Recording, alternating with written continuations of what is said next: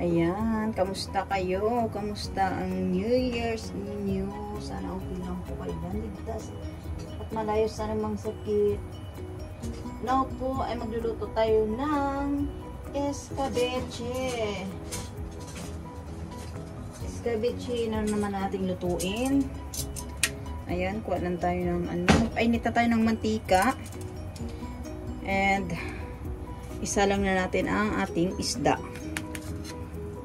Unahin ko muna siguro itong mga laman.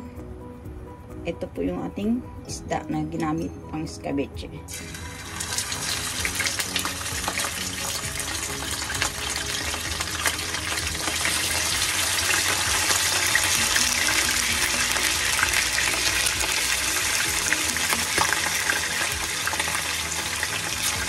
Kailan tayo ng takip kasi baka naman tayo ng takip. Naman tayo ng ano nito, mantika. Menu natin for today is escabeche, ang ating ulam. Nahiwa ko na ho ang mga gulay at ipinakita. Ngayon ho ay magpiprito na tayo ng isda. Tayo lang natin mag-brown at balikan natin ulit. Tayo na natin ang ating isda. Dandahan lang po tayo kasi ang nipis pala ng hiwa ng yung hiwa nila. Kasi doon pinalinis ko na yung isda doon eh. Ayan. And ayan na po, golden brown po siya. Mahina lang ang ating apoy. At takpan natin ulit para hindi magsabog-sabog ang mantika. Okay. Manipis yung paghiwa nila guys eh. Doon ko na pinahiwa mismo sa binilan ko ng isda. Dapat nga sana mag-order ako ng tulingan. Sarap sana yung tulingan. Wala naman dito. Lalo na diba, may ngayon ang Japan. Kaya nag-aubusan ng kahit isda. Ito na lang ulit ang pinagtiyagaan ko. Yung dating katulad ng isda na pinirito ko before na nagluto ako ng sarsyadong isda. Halos wala na naman silang pinag-iba dito sa escabeche. Pero ang escabeche kasi, mas marami ang mga palaman sa isda or mga sahog, kumbaga. Kaya ayan, prituhin muna natin ang ating isda dyan at hayaan muna natin siyang maprito lahat. At saka ipakita ko sa inyo lahat ang kung paano ang proseso lahat na maluto na ang ating escabeche. Ayan, tingnan natin, dandahan lang. Ayun, kailangan kasi siya brownies na brownies. Ayun ang gusto ko pagluto ko sa isda. Para pag natin sa escabeche natin, diba, hindi durog yung isda. Ayoko ng durog. Kaso lang yung pag nila guys, ang paggayat nila sa isda, parang ginawang sushi.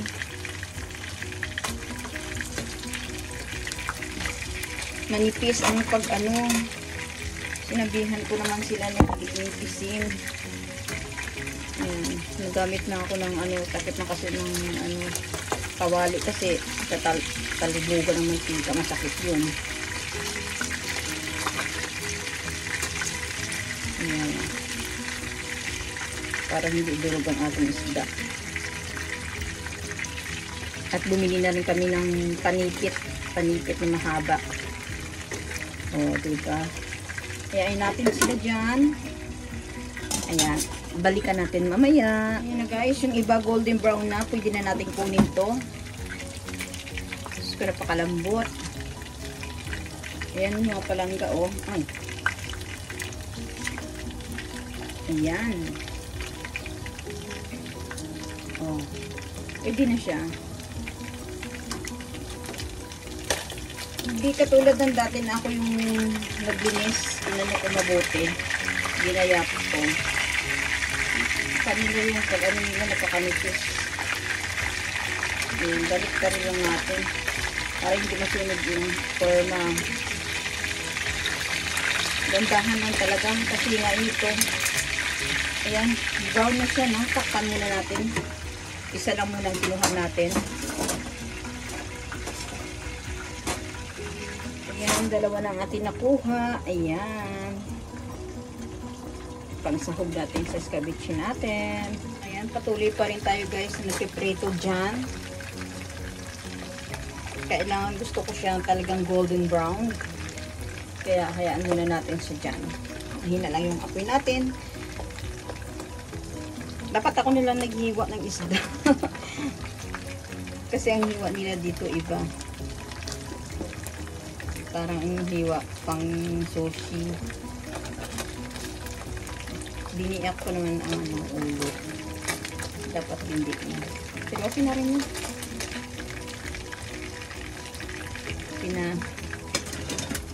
Kasi pag bumili ka dito ng isda, libre naman dilis. Maganda naman ang ano dito. Ayan, baliktarin lang natin, gandahan. Kaya dala-dalawa na yung gamit ko. Pang ipit tsaka ito. Kasi para hindi masunod. Tignan nyo naman ang ginawa nila sa ano ko, guys. Sa buntot ko. Yung ginawa nila sa buntot ko. So cute. Kita nyo ba? Ang cute ng buntot. Ay. Balik natin dyan para matosted din yung buntot. Wala kasi ako nakitang tilapia. Kahit frozen. Tapos bangus. Wala rin ako nakita. Ang sarap dito ang tilapia dito sa ating lulutuin sana na scabeche. Tilapiyang. Ay, Diyos ko. Sarap yun. Wala tayo guys eh. Kaya magdi-discarte na lang tayo ng ibang isda. Kasi kahit ano namang isda, pwede naman lutuin. Hindi lang ganito. Pero masarap din dito. Ay po, maliliit na tuloy ba yun? Maliliit na rin natin. Hina lang ang apoy natin dyan guys. At balikan natin ulit yan mamaya. Ayan, magpainit na tayo. Ito na naman ang ating gagamitin ng ating mahiwagang kasirola. Year 2024 na. Hindi ko pa rin ito binabago dahil swerte ito sa akin ng kamahal. Swerte sa aming pagluluto. Now, maglagay na tayo ng mantika para lutuin na natin ang ingredient natin sa ating escabeche. Yun, kaunti mantika lang. Yun guys. At magisa-gisa lang tayo. Mayroon tayo ditong luya, bawang, and puting sibuyas. Dapat pulang sibuyas po ito guys. Pero ginawa ko yung yun nga, puting sibuyas. Kanya-kanyang diskarte. Okay, unahin ko na ho. Mahina lang apoy natin. Unahin ko na ating puting sibuyas. Ayan, kaunti lang kasi ilaan natin ito muna yung isa. And pwede na rin natin ilagay ang ating luya. May dinikdik na luya akong ginawa, di may pahaba din na luya yung style akong ginawa. Tsaka pwede na natin i-add din ang ating ang dami ng garlic. Kaunti lang din ang ating kasi para may pang-toppings tayo. Okay. Pangramihan na naman ito guys ang ating luto. Escabeche. Kaya malaking kasirula na ang ginamit ko. Ayun. Sunod ko dito, dami kong kamatis pero kaunti lang ilagay natin kamatis. Para may decolor naman ang ating escabeche. Yan, sawog pa lang yan guys. Ulam na. Okay. And pwede ko na rin ilagay ang ating carrots. Ayan, tinap ko yan guys. Inabot ako ng 15 minutes sa pag-cut niyan. Ayaw ko madurog yung ating carrots, kaya magiging tayo ng kaunti. Then, pwede na rin tayo maglagay ng mga decolores na yellow bell pepper, green bell pepper, and red bell pepper. Ayan. Ayan yung guys, oh. Yellow, red, and green. And pwede na ako maghalo ng lagyan ng kaunting tubig, tuyo. Kasi ito niya rin ang sar. Okay, mag-add na ako. Direct to the bone na, direct na itong tubig natin. Sansahin lang natin. kung gaano ka dami ang ating tubig kasi kaserula ito. Yan, malamang sa inyo sabihin nyo marami na yan ang tubig niyan. Hindi, kaunti lang yan guys. Ayun. And mag-add tayo ng kaunting tuyo. May na yung patis. Lagyan din natin ng patis. Kasi dapat, anong gagamitin ko dito mga palangga? Yung gagamitin ko dito, yung kaninang pinutuhan ko ng isda. Pero okay na rin to, kita naman siguro, 'di ba? Sa kaserula. Okay, magtitimpla lang ako ng sauce niya para mamaya. Sweet and sour. Gawa tayo niya.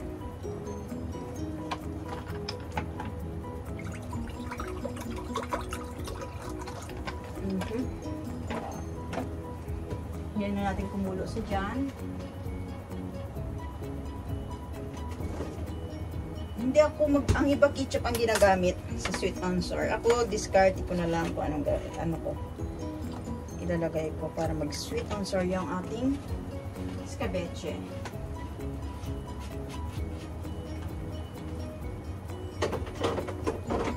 Pwede naman tayo mag-add dyan mga langga ng brown sugar.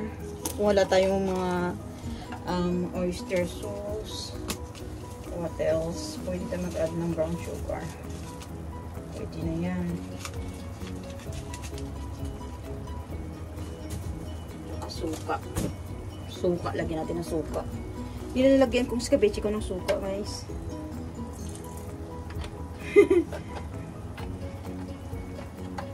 Ito nga, diba? Oh. At ang ating tinimpla kanina, iwan na natin dyan.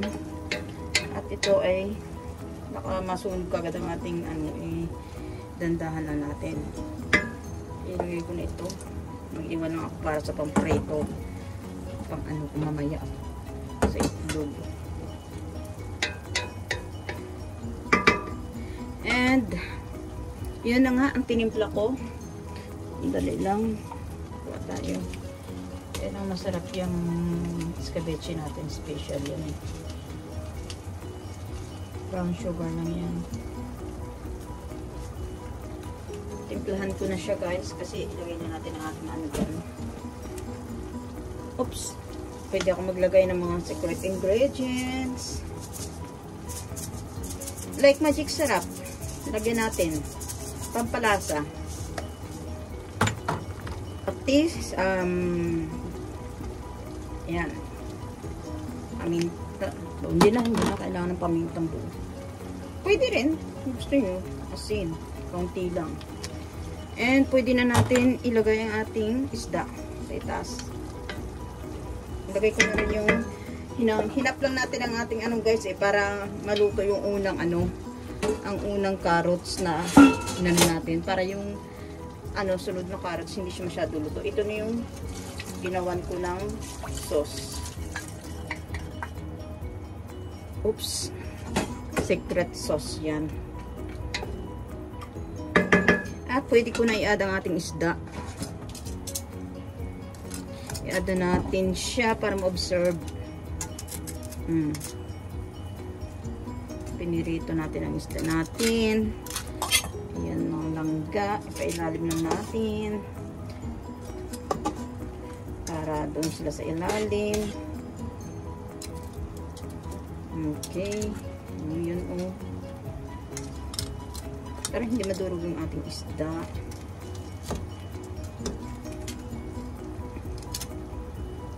Oops. Oh.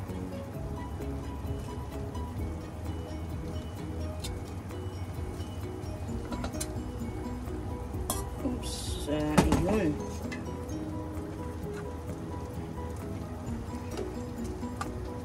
Okay. And pwede ko na ilagay ulit ang ating bawang na hindi masyadong buko. Ilalahat ko na yan. Sa itaas yan. Toppings yan. Then, ang aking sibuyas na puti. aming sahog, no? Oops. And ilagay ko na rin lahat ng aking mga gulay sa itaas. Uy. Ihalo-halo na natin yan. Ayan, oh. Itambak na natin dyan. Ayan, tingnan nyo naman. Natabunan na ang ating isda ng ating timplahan natin. Patay kutsara, timplahan natin yung kaninang sauce na inilagay natin. Oops, ito guys, tikman natin. Oh, sarap. Very good. Mapao ka talaga sa sarap. Yan, takpan lang natin siya guys.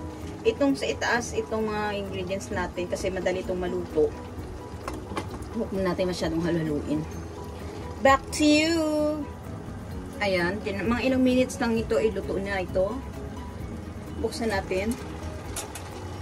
Pinaibabaw ko ang kanyang mga ingredients para hindi masyadong luto ito. Ano niya?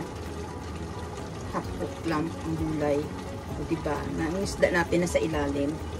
Ayan guys, comment below sa ating scabeche. Please don't forget to subscribe my channel, Judy Tanaka po. I-like nyo na rin po at i-hit ang bell button below para ma-notify kayo sa mga bagong upload ko. Good vibes lang po tayo mga palangga. God bless you all. Ayan, tingnan na natin ito maya-maya. I-stream lang natin siya ng ilang minuto at ipapakita ko na sa inyo mamaya. Iayon sa plato ang tapos nating niluto. Okay, maraming salamat po sa inyong lahat and God bless you all guys. Sana nagustuhan nyo ito. Ayan na guys, ang ating escabeche. Yummy. Ano guys, ang masasabi ninyo?